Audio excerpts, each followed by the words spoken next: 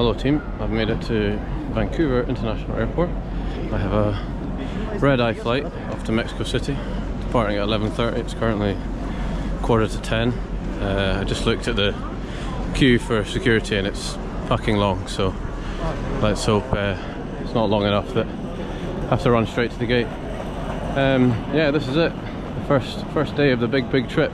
A couple of weeks spent in Canada, bouncing on beds, trying not to spend too much, but here we are, hoping I'll be out this part of the world until the end of September.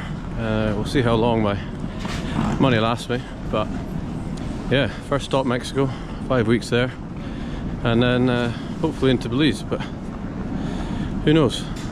Let's see how it all goes. Can you read that? Vancouver, Mexico City. Let's go.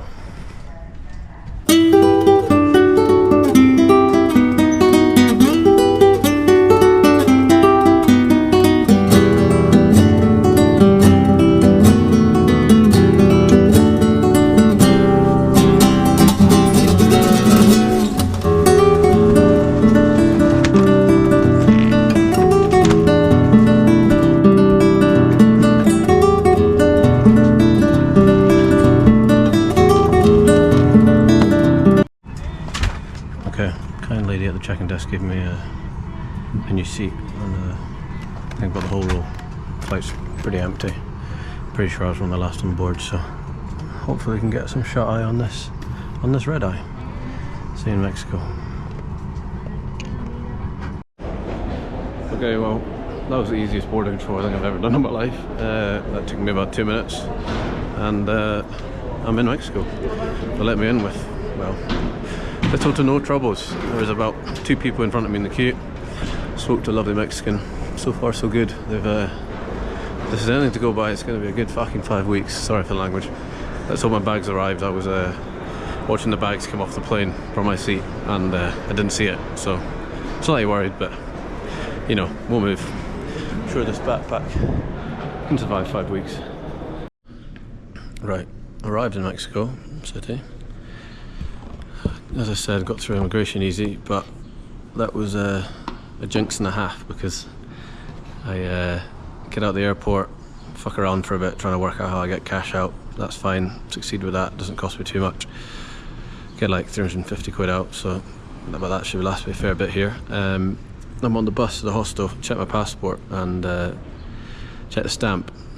The fucking border boys only giving me 10 days in Mexico, despite me asking for 5 weeks, so I'm now in a bit of a predicament. So currently trying to work out what that means, and whether if I overstay it, what happens. Someone said online I go to jail, but I'd be very surprised if that was the case. I imagine it's a fine, but who knows how much that fine is. You know, if it's per day, that could be pretty hefty if I'm staying 5 weeks. So thankfully at the hostel, the guy at the reception seemed to think that they've got a inside man who I can basically pay to forge a stamp on my passport. So we're hoping that is a possible outcome if I can't fix it without paying. That would be about 60 quid, which, you know, is about 2 days budget here, but if it means I have to stay 5 weeks, it means I have to stay 5 weeks. I don't pay for visas anywhere else, I don't believe, so, you know, if I have to do it, I have to do it, but we'll see what happens.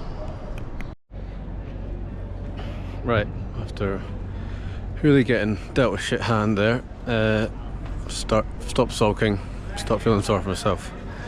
Let's get out and explore what Mexico City has to offer. This is the historical centre.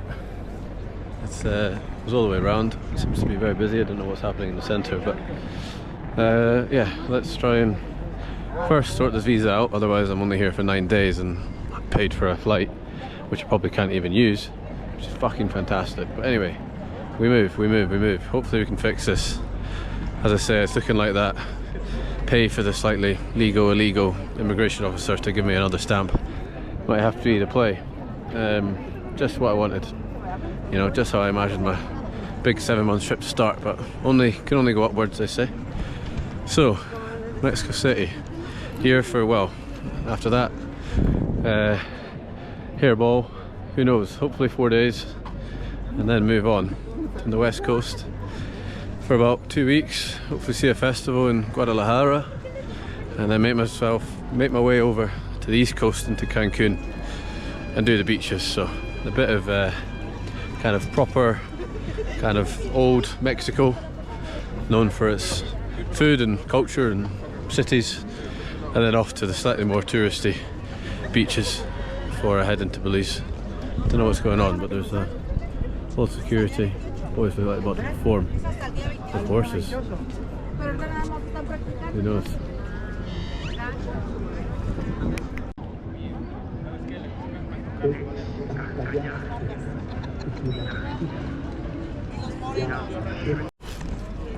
Still haven't worked out what's going on. I presume they're practicing for some sort of festival, which would be cool if it was this weekend. Hopefully I can stay around for that.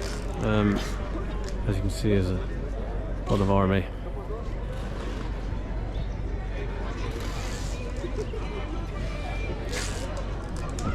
Forgot how much I missed the heat. I mean, this is proper warm. It's only 11:15. I don't even think it's 20 degrees yet, but it's a strong heat for February. I mean, it's their winter there here as well. I have to say I don't miss the cold Whistler snow. I love me my shorts and t-shirt. It's the way it should be. Right, I walked about 10 minutes away on the little park. Without pointing out the obvious, it's obviously very Spanish feeling. The architecture, cobble streets, tight streets, tall buildings. I mean, obviously they speak Spanish and it's invaded by Spain many years ago, and then you've got that kind of Central American touch sprinkle around it. You can see that it's obviously not a rich European nation. It's funny how it contrasts between streets. You know, you go 100 meters and you see a real difference.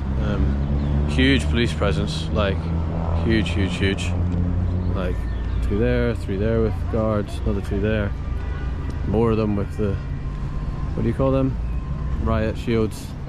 I mean, that's only a fraction of where I was just come from. A ton of military and police, so I don't know whether it's always like this or whether that event is bringing more crowds, but I think it's a country where it's required. The military were in power in terms of the policing at one point. I'm not actually sure what the current state is. I probably should find that out. It's funny, most of them, well, some of them are loaded, some of them aren't, so it's obviously different, well, ranks in the police. A lot of women, actually, a lot more than you'd think in a country like this. It's obviously seen as a very steamiest career, which is no surprise, although they are just standing out in full gear. I mean, I'm sure they're used to it, but it must be pretty warm. It's pretty nice.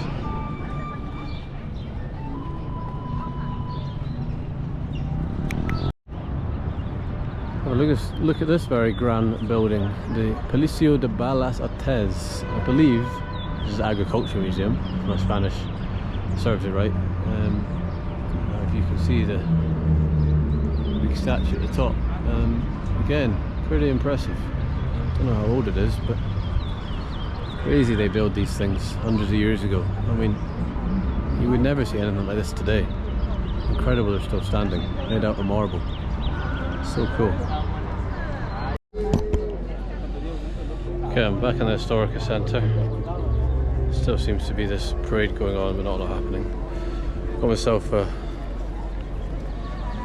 ATP fake Red Bull. Hoping that will maybe keep me going a bit, because I have to say I'm struggling. I probably should eat, so I'm kind of waiting out for lunch. What time is it? Nearly 11:30, so give it half an hour and probably get some lunch. Get some tacos, that's what I've been waiting for. Probably hold off on the beers for now. I think beers on little sleep is probably not my best idea. I'll try and kill some time before I have to go and sit down and do fuck all again.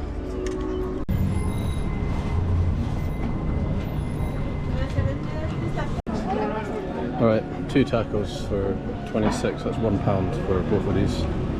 Don't ask what's in them. One's adobo and one is chicharron.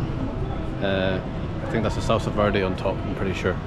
I do actually like that, I think I know what that is. I don't know what's in them, but let's give it a shot. This trip's all about trying things I don't know what the fucking are. So this is probably a good start. First meal in Mexico, let's hope it goes down well.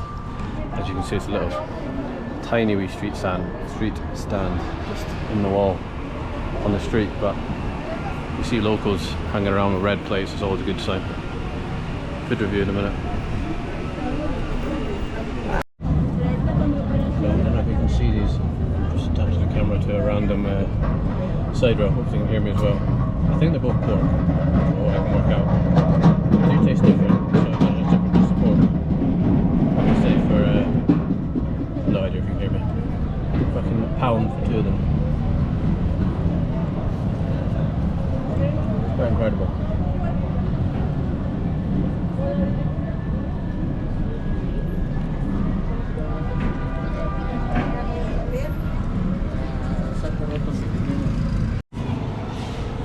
Right, I have to say I'm pleasantly surprised. Enjoyed them more than I thought. Definitely needed a salsa verde, that was good. Both nice, get again. There's a few other options, so I'm gonna have to investigate what they are. Or I just order and hope for the best. What's the worst gonna happen, eh? So yeah, I would give it a solid 8. That could go up. I just think I need some comparison. I mean, they're almost deep fried. It feels like you're back in Scotland. So they're quite greasy, but just a mix of meat and veg in the middle, fried, tasty. And again, for a pound, if I can live off them every day, I'll be balling. As long as I fucking stay in Mexico, but that's a whole other story. Hola, amigos.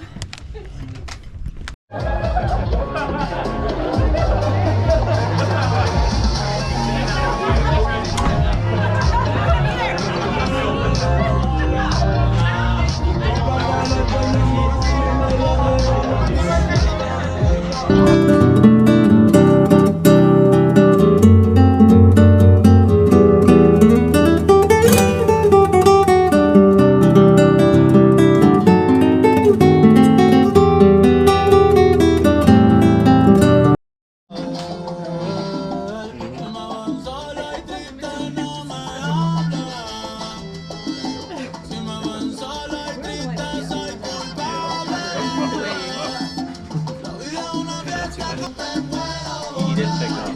Yeah.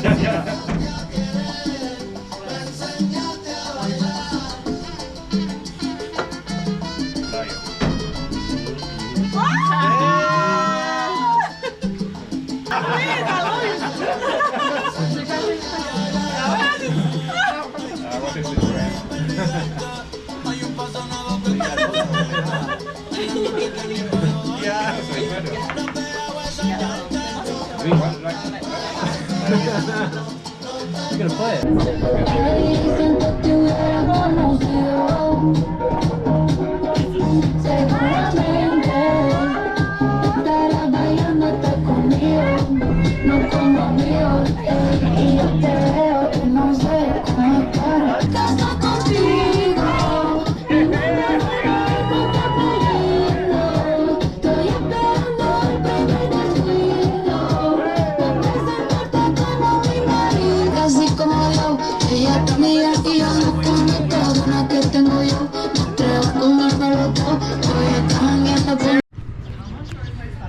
It is 20 to 7, which I think I might be awake for 40 hours, but feeling fucking fantastic. A bit of energy drink and tequila sorted me right out. This is going to become before the big plot twist of the trip, which you already know about, but I guess you do, yeah. So actually, after all that fucking tobacco, I managed to use a hostel app to meet up with 7 other people to do a boat trip in Mexico City for 3 hours, where basically you just went down a canal getting drunk and playing games with 2 Swiss, 3 French and 2 English. Quite the mix, you know, 1 Scot surrounded by French and English. You wouldn't normally think that would go well, but actually just shows that that's why I love fucking solo traveling. You just say yes to things, hope they go okay, and they normally do. You meet cool people, you have a good time. You may never see each other again, but I think that's the beauty of it. They don't remember you and you don't remember them more than a name and a face. Anyway, let's see how the night goes with my minimal sleep and too much tequila.